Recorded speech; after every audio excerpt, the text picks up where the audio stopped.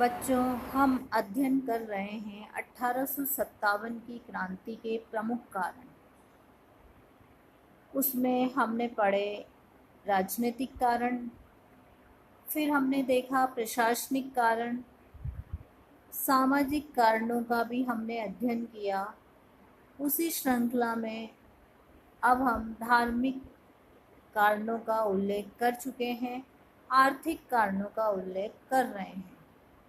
तो आर्थिक कारणों में हम देखेंगे भारतीयों का अत्यधिक शोषण किया गया, कुटीर उद्योग धंधों को विनाश की कगार पर ला दिया गया, कृषि उत्पादन में कमी होने लगी, उद्योगों के विकास की गति मंद पड़ने लगी, व्यापार का विनाश हुआ और धन को अधिक ब्रिटेन ले जाकर धन का निष्कासन किया गया। तो भारतीयों का शोषण किस तरह से किया? हमने देखा प्लासी की विजय के समय से ही अंग्रेजों ने भारत को का शोषण करने की नीति अपनाई। रॉबर्ट क्लाइव, जिसको प्लासी के युद्ध के दौरान प्रमुख सेनापतित्व या गवर्नर जनरल हम कह सकते हैं, जिसके नेतृत्व में ये युद्ध लड़ा गया था, वह और उसके उत्तराधिकारियों ने बंगाल से उपहार और रिश्वत के रूप में काफी धन वसूल किया। क्लाइव ने बंगाल में वैध शासन स्थापित किया और वहाँ की आर्थिक दशा को शोचनीय बना दिया। भारत में साम्राज्य विस्तार के साथ साथ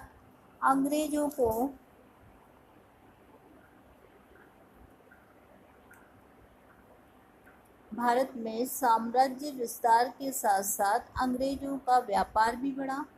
अंग्रेजी सरकार ने इंग्लैंड के उद्योगपतियों और व्यापारियों के हितों को दृष्टि में रखते हुए आर्थिक नीतियां बनाई। अंग्रेजों द्वारा प्रारंभ की गई भू व्यवस्थाओं से भी किसानों की दशा बिगड़ी। हमने विभिन्न प्रकार की भूमि व्यवस्थाओं के बारे में पढ़ा। कॉर्नवालिस द्वारा स्थायी बंदोबस्त किया गया, मैकेंजी ने रेतवाड़ी बंदोबस्त किया, उसके बाद हमने देखा कि महालवाड़ी बंदोबस्त लागू किया गया। तो किस तरह से ये व्यवस्थाएं किसानों को निम्न स्थिति की ओर पहुंचाने में सक्षम रही और एक शताब्दी की अवधि में भारत की समृद्धि नष्ट हो गई। अंग्रेजों की आर्थिक नीतियों के विनाशकारी प्रभाव का अध्ययन हम इस तरह से करेंगे कि इनकी विनाशकारी नीतियों का परिणाम सबसे पहले कुठाराघात हुआ, कुटीर उद्योग धंधों का विनाश हो गया। उन्होंने भारत के कुटीर उद्योग धंधों को समाप्त करने की चेष्टा की, बंगाल के जुलाहों पर अत्यधिक अत्याचार किए। स्थायी भूमि व्यवस्था के अंतर्गत जमींदारों ने बंगाल और बिहार में मनमाना लगान वसूल किया। फलस्वरूप किसान खेत छोड़कर भाग गए। कृषि उत्पादन में वृद्धि लाने के लिए किसानों को किसी भी प्रकार से प्रोत्साहन नहीं किया गया। दुर्भिक्ष, अकाल के समय किसी प्रकार की राहत उन्हें नहीं दी गई। 1837 और 38 में सूखे और अकाल के बाद तो अनेक वर्षों तक आर्थिक संकट बना रहा और उसके बाद 1843 और 44 में दोआब में भयंकर बाढ़ आई। लेकिन इन सब सूखे, अकाल और बाढ़ के दौरान सरकार द्वारा किसी भी प्रकार का सहयोग किसानों को उपलब्ध नहीं करवाया। इससे कृषि उत्पादन में कमी हुई। कृषि के साथ साथ उद्योगों पर भी कुठाराघात किया गया। मैनचेस्टर और लंकाशायर के मील मालिकों के हितों के लिए भारत में कपड़ा मिलें और अन्य उद्योगों की स्थापना और विकास की ओर जानबूझकर ध्यान नहीं दिया गया। उद्योगों के साथ साथ व्यापार भी विनाश की ओर अग्रसर होने लगा। अंग्रेजों ने भारत का सारा व्यापार अपने हाथ में ले लिया। वे यहाँ से कच्चा माल ले जाने लगे और अपने देश का उत्पादित माल भारत में बेचने लगे। 1813 का जो चार्टर एक्ट था, भारत में कंपनी के व्यापार के एकाधिकार को समाप्त कर दिया था तथा इंग्लैंड के निजी व्यापारियों को व्यापार की अनुमति दे दी। इससे भी भारतीयों के व्यापार को आघात पहुंचा।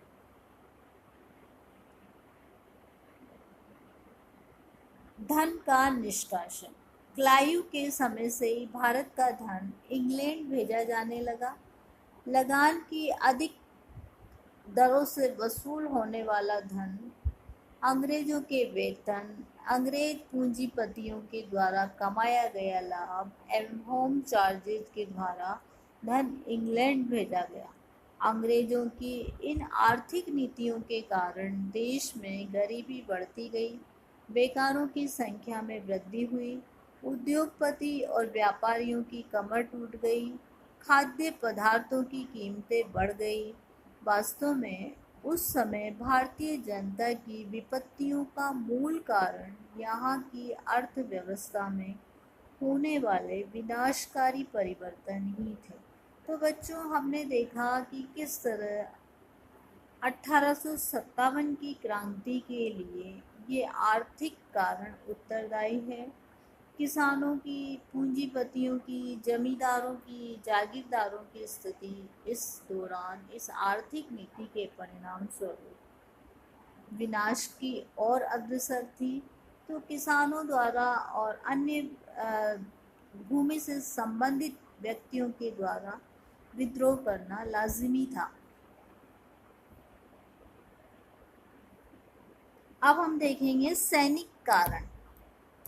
सैनिक कारणों से किस तरह 1857 का विद्रोह विकराल रूप में प्रकट हुआ। अब अंग्रेज कूटनीतिज्ञ और इतिहासकार तो इस विद्रोह को सैनिक विद्रोह के नाम से ही संज्ञापित करते हैं कि ये प्रथम स्वतंत्रता संग्राम नहीं था, वरन सैनिकों के असंतोष का प्रतिफल था। भारतीयों ने विद्रोह द्वारा अपने असंतोष को इससे पूर्व भी प्रकट किया था। 1766 ईस्वी में नव स्थापित बंगाल सेना के एक दस्ते ने विद्रोह किया। इस विद्रोह के 24 नेताओं को तोप से उड़ा दिया गया, ये सजा उन्हें दी गई।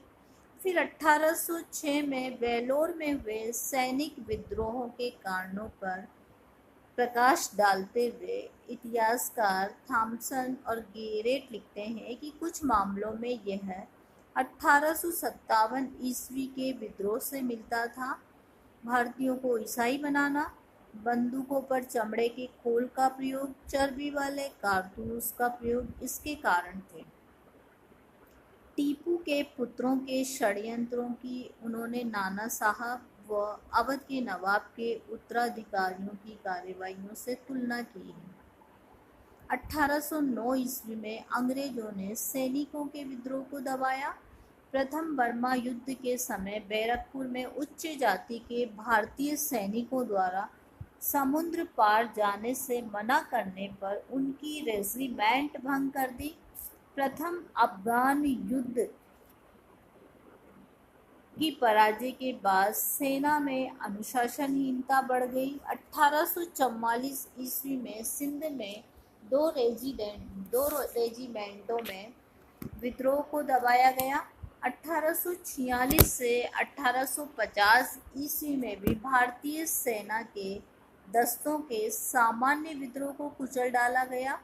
डलहौजी जानता था कि भारतीय सैनिक असंतुष्ट है।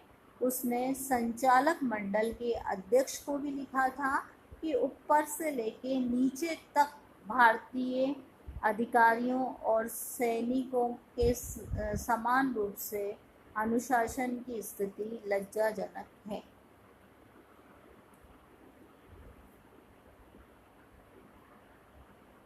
अफगानिस्तान तथा क्रीमिया में अंग्रेजों की पराजय। प्रथम अफगान युद्ध और क्रीमिया युद्ध में अंग्रेजों की पराजय सुनकर भारतीयों में आत्मविश्वास पैदा होने लगा।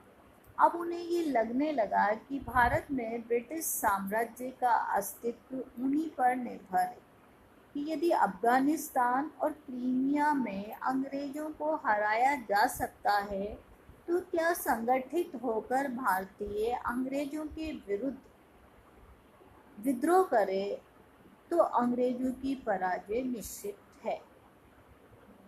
अंग्रेज व भारतीय सैनिकों की संख्या में असमान थे। अंग्रेज और भारतीय सैनिकों की संख्या में असमानता ने भी इस विद्रोह को के लिए प्रोत्साहित किया। 1856 ईस्वी में भारत की ब्रिटिश सेना में 2,38,000 भारतीय थे और अंग्रेज थे 45,322। सेना का दोषपूर्ण वितरण। सेना का वितरण भी दोषपूर्ण था।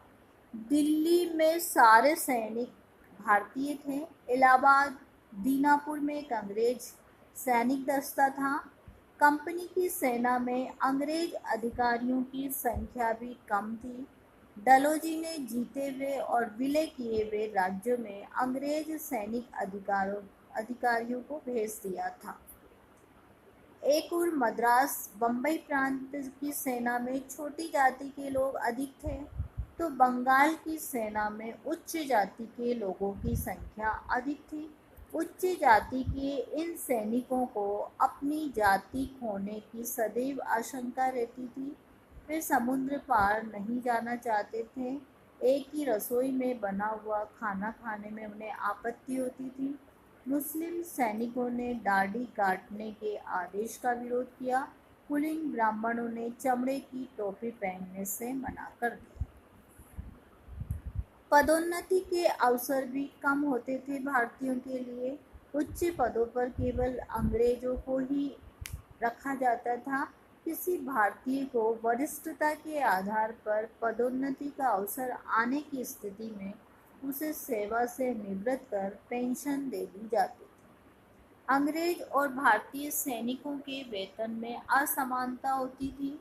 एक भारतीय सैनिक का कुल वेतन 7 या 8 रुपये मासिक और सूबेदार का 35 रुपये मासिक होता था।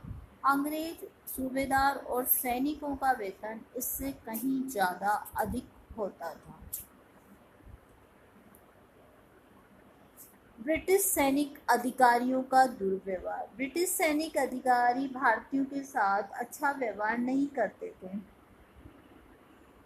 सामान्य सेना भर्ती अधिनियम 1856 ईस्वी में भारत सरकार ने सामान्य सेवा भर्ती अधिनियम पारित किया। इसके अनुसार सैनिकों को ये वचन देना पड़ता था कि वे कहीं भी जाने से मना नहीं करेंगे।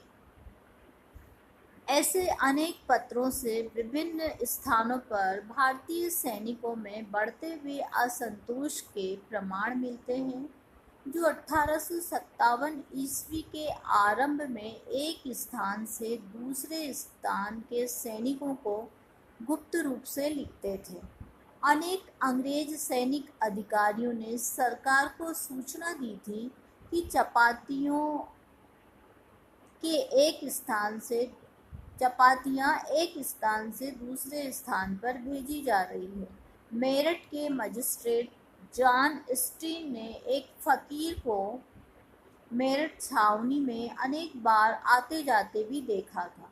उसे वहां न आने को भी कहा था। ऐसा विश्वास किया जाता है कि नाना साहब और अन्य असंतुष्ट नेताओं ने सैनिकों के असंतोष का लाभ उठाने की योजना बनाई थी।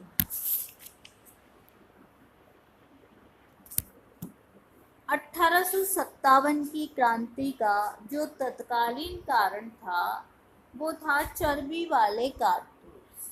हम कह सकते हैं कि राजनीतिक, आर्थिक, सामाजिक, प्रशासनिक, सैनिक कारणों और धार्मिक कारणों ने बारूद तैयार कर दिया था। केवल एक चिनगारी की आवश्यकता थी और वो चिनगारी का जो कार्य किया वो चर्बी वाले कारतूसों ने किया।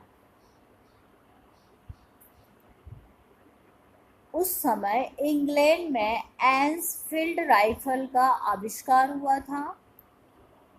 ऐसा बताया जाता है कि इस राइफल में एक विशेष प्रकार का कारतूस प्रयोग में लाया जाता था, जिसको चिकना करने के लिए गाय या सूअर की चर्बी का प्रयोग किया जाता था। इस कारतूस को राइफल में डालने से पूर्व इसकी टोपी को मुंह से काटना पड़ता था।